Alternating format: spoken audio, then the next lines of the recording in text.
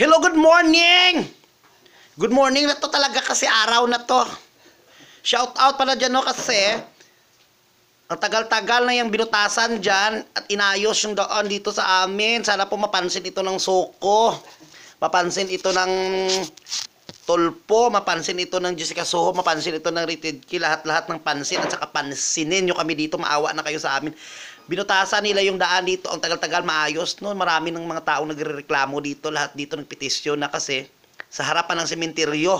Pag naglibing ka doon, nakilibing ka lang parang mamamatay ka kasi baka mahulog ka doon sa mga butas o kaya matusok ka ng mga kabilya doon.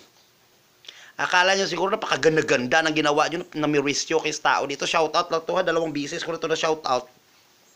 Aga-aga pa dito, tumaas na yung dugo ko. Dugo ko dito, 15 lang nagiging isang high blood ako dito. Naging normal, 150 over 100 ang dugo ko dito. Ha? Dati, pag lagyan ako talaga, muntik na akong lagyan ng dugo na 2 drum kasi nagkaroon ako dito ng anemic. Pagkatapos biglang tumaas yung dugo kong ang 15 nagiging normal, 150. Shout out yan, no? Bakit kasi kayo nagbutas-butas dyan? No? Oy, ginawa niyong kumunoy ang harap ng sementeryo dito sa amin.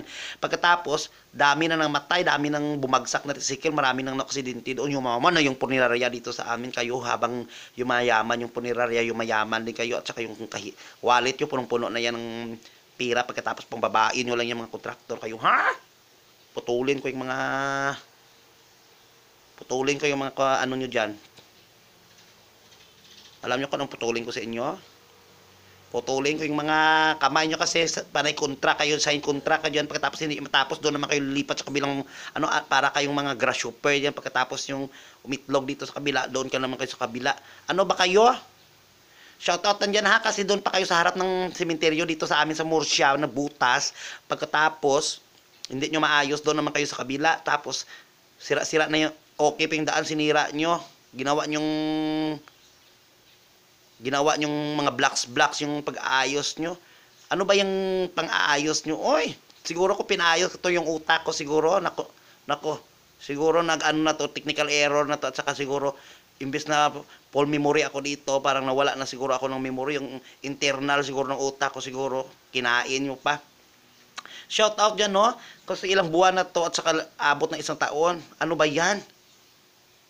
Dami na namatay doon pa kayo sa harap ng sementeryo, nag-ayos ng daan na pagkatapos napakaganda pa ng daan dyan. Pwede pang i-dance sport yan, pwede pa kayong mag-swimming dyan sa daan. Pag umulan, inayos-ayos nyo, binilagyan nyo ng butas, yung mga kabilya, yung mga warning device nyo, kawayan! Nilagyan nyo lang ng sticker. Ayusin nyo magtrabaho kayo kasi binabayaran kayo ng gobyerno at saka yung tax namin dyan, bumabayad kami. Sa susunod hindi kami magbayad ng tax pero hindi rin kami dadaan sa mga kalsada nyo. Doon kami dadaan sa mga gilid ng mga kalsada lang kasi pag dumaan ka ng kalsada hindi ka ligtas, mamamatay ka lalo na paggabi. Shout out lang dyan ha. Pati patay, nagugulat sa inyo. Ilang patay pa ba ang mamamatay at saka ilang double dead pa ba na patay dyan? Kasi patay na natutulog sa sementeryo, nandun sa kanilang netso at saka nandun sa boarding house na 3rd floor. Pagka madaling araw, ang patay nagugulat. Nag-chat dito sa akin yung patay, nagulat daw sila kasi disturbo kasi yung mga motor bigla at saka mga tracking bigla na lang natutumba dyan sa harap ng sementeryo kasi ang butas nyo dyan, ginawa nyong kumunoy ang harap ng sementeryo. Huwag kayong ganyan dyan. Oy, makapira lang kayo.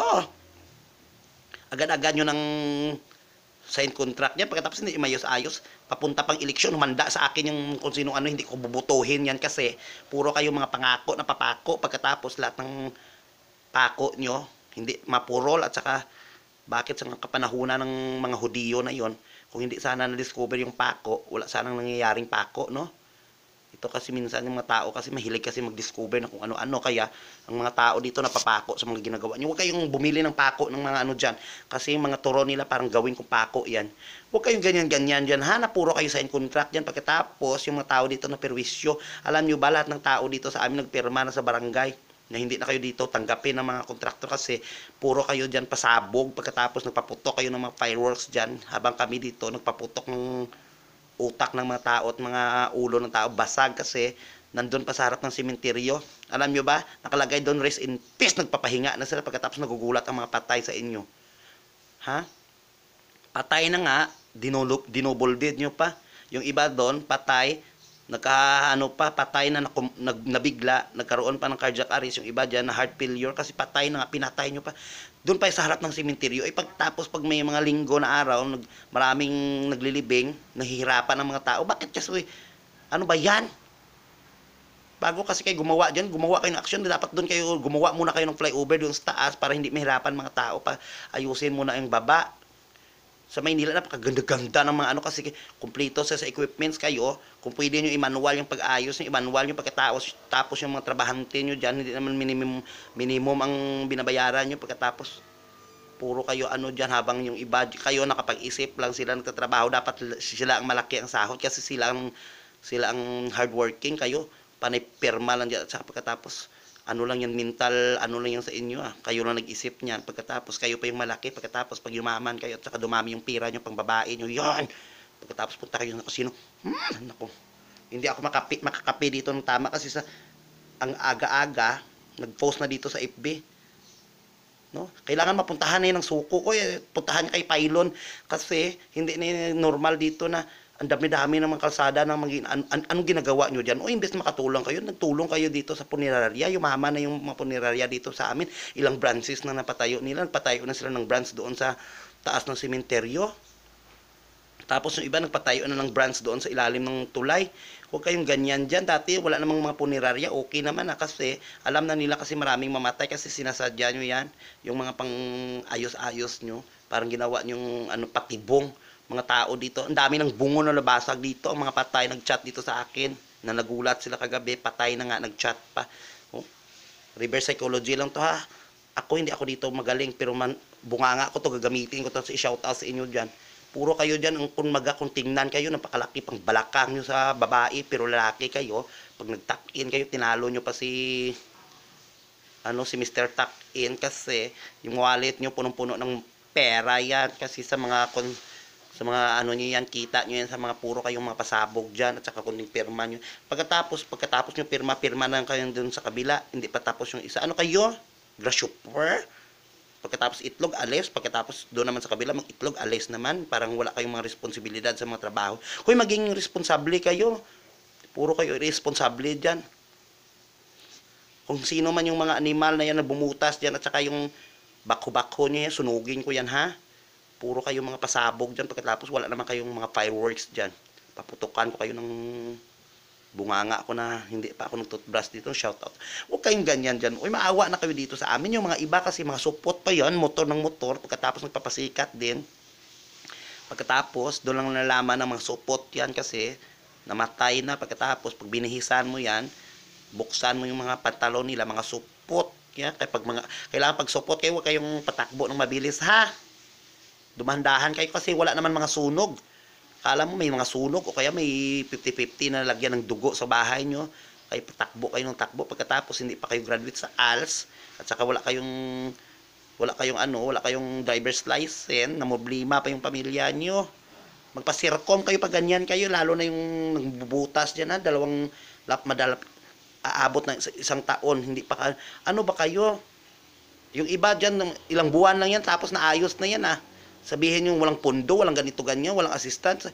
Nako, bago nyo kasi gawin niya, may pundo na yan, nabigyan na yan sa nasyonal. Akala nyo siguro, hindi ko alam yung legalities dito. Nagtrabaho ako sa budget office, matagal akong nagtrabaho sa budget office. Nagbilang ako ng pira na hindi sa akin. Huwag nyo kang ako anuhin dyan Sa totoo lang, mayaman na sana ako. Pira na lang wala. Huwag kayong ganyan dyan. Uy!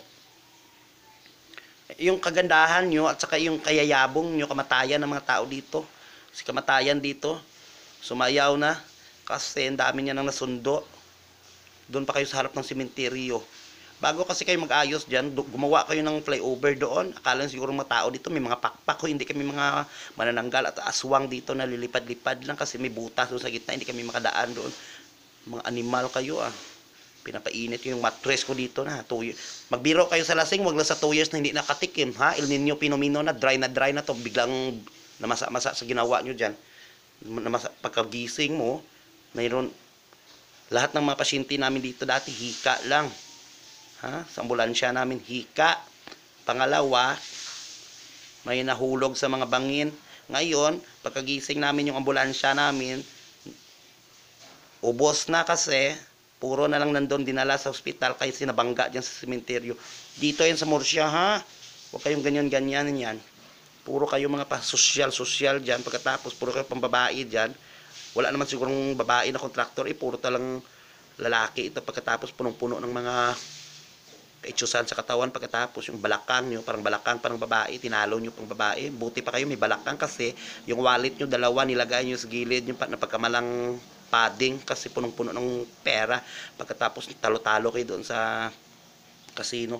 Ako dito kahit Bisaya lang ako, umanda kayo sa akin. Napagkamalan ako ditong nanay ni Lion King sa ginagawa nyo ha. Napakaganda ng buhay namin dito. Binutas-butasan nyo. Butasan nyo yung puwet ko dito. Butasan nyo.